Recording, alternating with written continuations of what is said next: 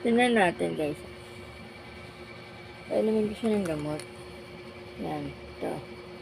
Ang gamot na. Ito.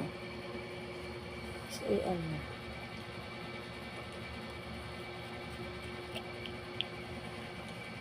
Ano mo ang gamot, bebe?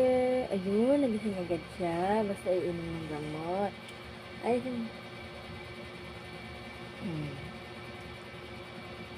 very good. Galing talaga. Ay, galing. Thank you. Diba, ang bilis na painom ng gamot. Pero talaga na ulit siya.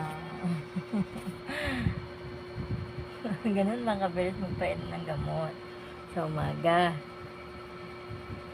Thank you guys. Bye-bye.